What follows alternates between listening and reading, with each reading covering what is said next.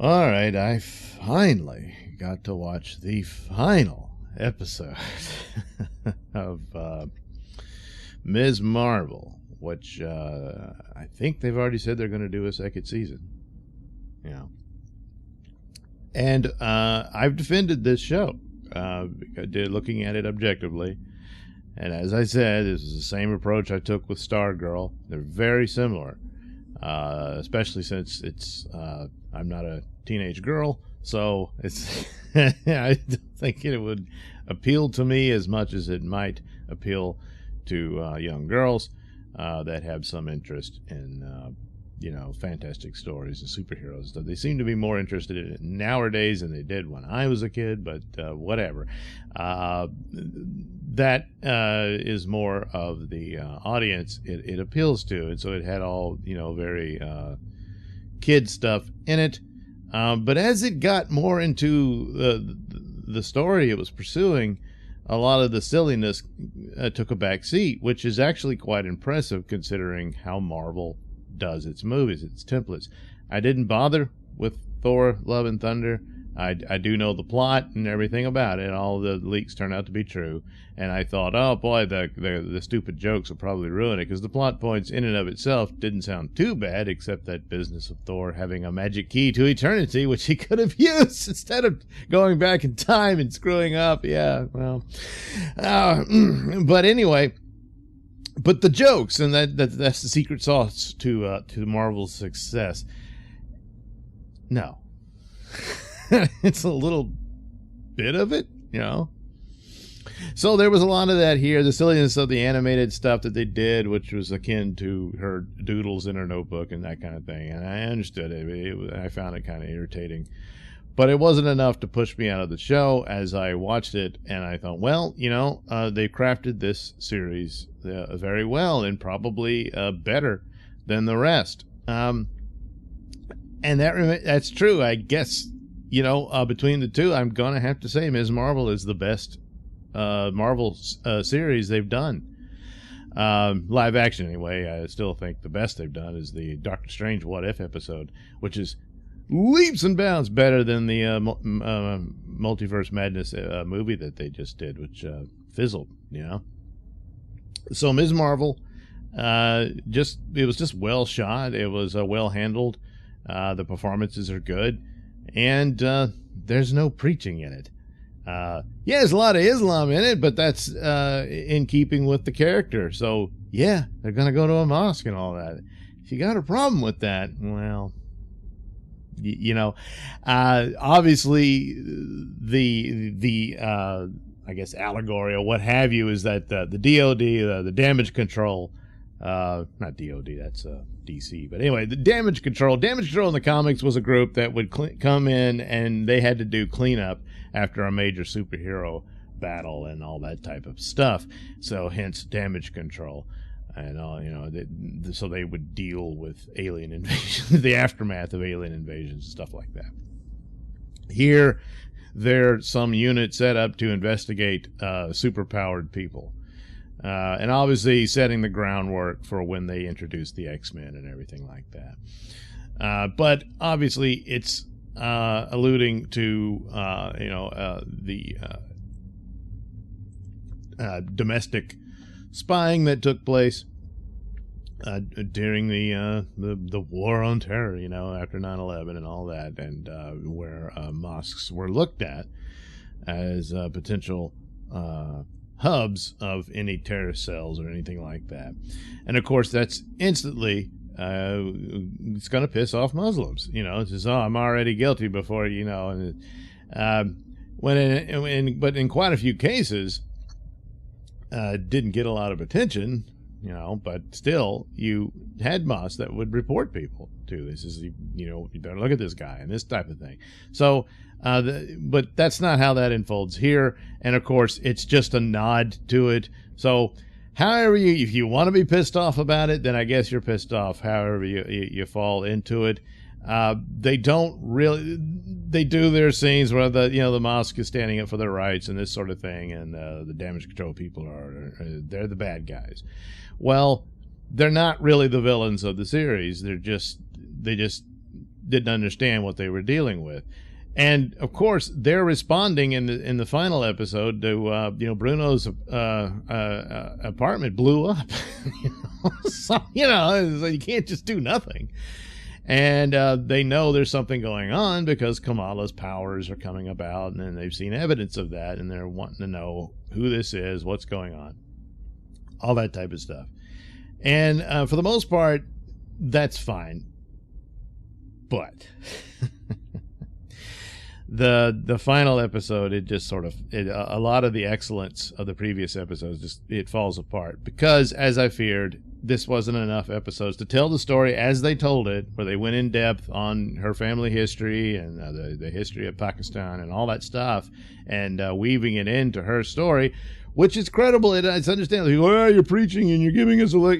Well, that's what happened, and that's who she is, and that's where she comes from, or her family rather, and all that sort of stuff. So it's going to play a role in her life one way or another, and they link it to all of that for this character. So there's no argument here. There's no race swapping and all that type of stuff that the woke does for their little points to tell them, hey, make them feel like they're saintly and all that.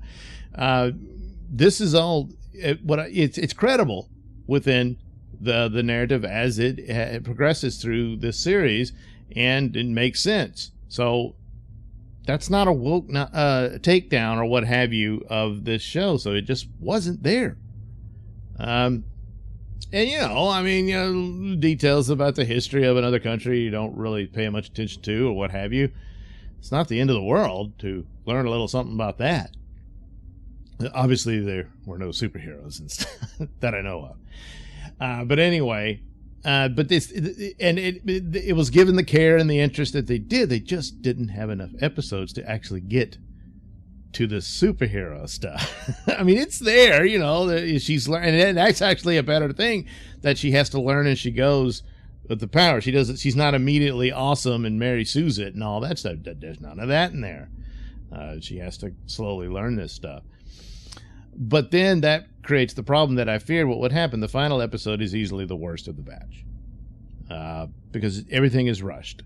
Her mom's all accepting. Yes, I know it was all revealed to her in the last episode, but the idea that you go, girl, and all that, no. She would just be terrified of all this stuff, and Kamala would have had to sneak out of the house and this type of thing.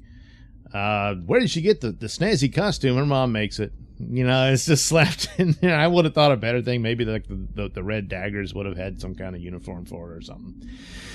But, but she finally gets it, so she's in it for the whole episode. So, that's something. But it's just, that's not the way to do it. So then everything has to get rushed. So then the damage control comes looking for Cameron. Now he has powers, which reveals yet another ginormous plot hole here. Cameron's mother, who was, if there was a villain in the series, it's her. I guess her redemption is that she sacrifices herself. But then she passes on her power to Cameron. Power? Why didn't she use her powers? She could have taken down Kamala easily, but she didn't. It's even stated by Kamala's great-grandmother, who's the one who starts all of this, is that it won't work for you. Well, why wouldn't it? Because then at the end we reveal, Kamala's a mutant. I have to assume that her great-grandmother was also, that there's, mutants from the other world, and this type of thing, which trying to squeeze her into the mutant stuff is a bit of a stretch, and it's odd. And apparently the original directors and showrunners or what have you, this was added after the fact. They didn't know this. So it's a slap job type of thing that they throw in, which is another mistake. I mean, there's a nod to the Kree in this story where they, back in the 40s, they find the bangle, and it's on this fossilized arm that's blue. You can say, well, it's just an old arm, and it turned blue over the ages, but it's clearly blue like the Kree. They're not all blue, but a lot of them are. And that this had something to do with the Kree. The Kree are the ones who created the Inhumans, because they were copying what the Celestials did with the Eternals. Of course, they've kind of mucked that all up. The Inhumans show was crap, and MCU is just, forget about Agents of S.H.I.E.L.D. That never happened. But still, there's Kree because of Captain Marvel, and they want to link Ms. Marvel to Captain Marvel. So it looked like there was some thinking to that. And then, nah, she's a mutant. What would be the problem that there's some Inhuman or Kree DNA in the line, and that the Kree had something to do with the clandestines and they could traverse dimensions and that sort of thing? I don't know why, but I guess just to add on because the X-Men are coming. Yeah, but still, Cameron, boy, he's just literally exploding with powers. He blows up accidentally. He didn't mean to. Bruno's apartment. Now they're on the run for the damage control. They try to seek shelter in the mosque, and they're saying, well, the mosque is under surveillance, so you practically gave yourselves up. Whoa! So then they go on these little hijinks, and everybody teams up. Kamala's brother joins the team, and they deal with damage control at the high school, and it's all silly shenanigans in a lot of ways. But then so then they have to rush it to where Cameron just realizes his mother didn't survive, and he's upset. Now, even though she abandoned him and all this type of stuff, it's his mother, and he's angry, and he lashes out at the damage control troops. Kamala defends them. This irritates him. He lashes out at her. It's almost one of these things which is kind of a classic superhero thing where you have you were friends, or maybe boyfriend, girlfriend, and some sort of tragic event happens, or misunderstanding even, what have you, and now you're enemies. So it looks like they're setting that up, and where he has the same powers as her. And but now at the end, he says, yeah, look what I've done. I'm sorry. So she says, I'm going to give you a head start, and he escapes with the help of the Red Daggers, and he ends up in Pakistan. It looks like he's going to join the Secret Society of Red Daggers to defend the world from, well, the people he comes from. Of course, then again, I don't know who his father is. Yeah, that might have been an interesting thing. I mean, maybe they'll follow up on that, and his father's one of the Marvel Comics characters that haven't been introduced to yet, or what have you. But anyway, so yeah, I thought that's kind of what they were doing, but I guess they didn't. If they revisited after he calmed down and he realized the situation, that it's not Kamala's fault and all this type of stuff, and he actually cares for her, then they shouldn't revisit it later. I think it would be kind of cheap that he becomes an enemy, that kind of thing, unless she decides the Red Daggers have gone too far or something like that. But anyway, so the plot points of the episode would have been fine. It needed more time to land more credibly, and that's what the other episode is. Like I was saying, it's credible in its delivery and the work done and set up for the characters and everything. Whereas here, it's slapped together real quick because we're out of time. And that's it. So it's a shame, but it's just that's what the time they had. I don't know if there was some thinking that they might have gotten more episodes, and at the last minute, you're not doing it. Oh, crap. So they got to, because they take their time and care with the narrative, and it is somewhat long-winded. Certainly looks like that way now. And it's too bad because those episodes were well done. And you just ran out of time, and all of a sudden everything is, lights and stuff and all that. And yeah, people were comparing to Green Lantern. Yeah, that's Green Lantern all over the place, but they just didn't want to have her doing the stretchy stuff. So I guess they would have both been stretchy people fighting. I don't know. So in some of it, for a second there, she's fighting with damage control, and she's slapping them around, and their cards are falling everywhere. Yeah, you need to be a little more careful. But she does, and she checks in on them. They do a scene, you guys okay? And then they call her Nightlight, and she, I don't want that name. Her father gives her the name because he's Kamal means Marvel or something like that. So there you go. That's supposed to be the origin of the name. So there, okay. And of course, she's this big Captain Marvel fan. So she's, oh boy, I'm Ms. Marvel. So there you go. That's the origin of the name. And then there's an end credit teaser where finally Brie Larson shows up. If the episode wasn't bad enough. But apparently, Ms. Marvel, one of her new ability she didn't know she had is she shapeshifts, I guess, and she becomes, or she looks like Captain Marvel, or she swapped places with her some kind of way. Don't know, but that will be in the Marvels movie, which will feature her, Brie Larson, and the real female Captain Marvel, Monica Rambeau, who was introduced in WandaVision. And it was a good actress. It was good until it all fizzled at the end because Kevin Feige sabotaged it because the original story involved Doctor Strange, but they suddenly remembered he's white and male.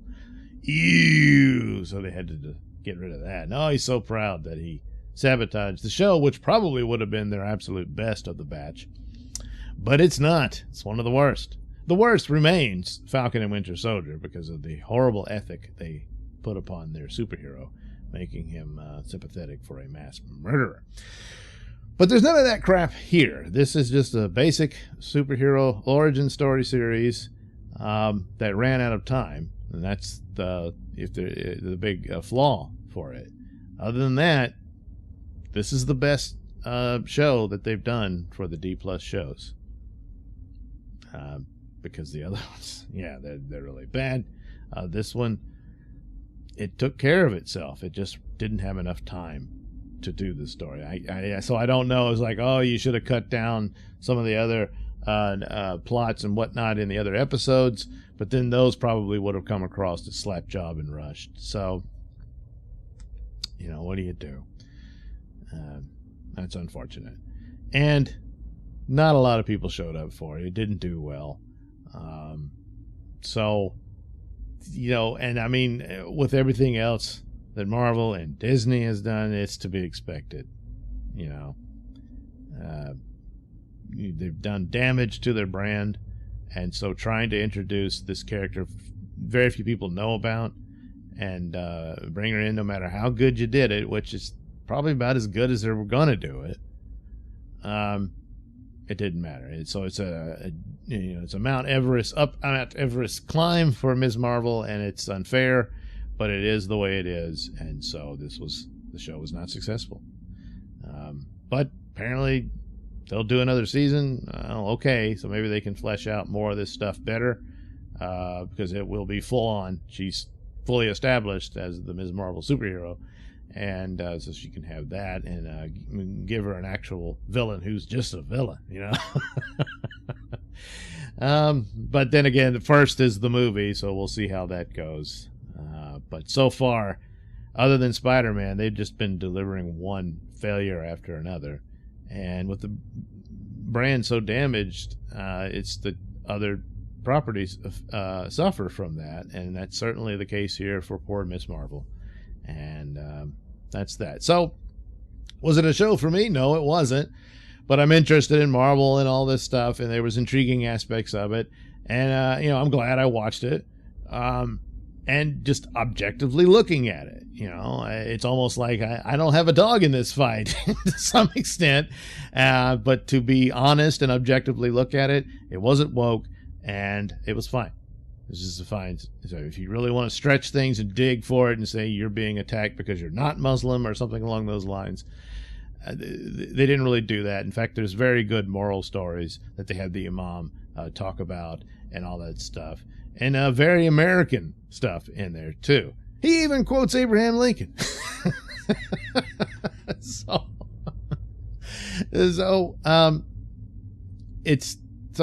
all in all, it was a good show. I don't think the ending was handled well, but I think that's because it needed more time. They needed I would think even 3 more episodes to do it right, but at least another one after this. Kind of split that up into 2 to give it more time, especially like her mom saying, "Go get him, girl." She wouldn't do that. That's not that character. Even though she knows she's the power, the light girl, and all that. No, she's still her mother. She's so that I don't like that type of stuff. If suddenly a character becomes something else, but it's just they didn't have the time, and that's more than anything else, which is the flaws in this show. So, yeah. Anyway, boy, taking forever to do this one. So there we go. That's Ms. Marvel, and a lot of problems for it was not Ms. Marvel's fault, and that's unfair. But it's the way it is.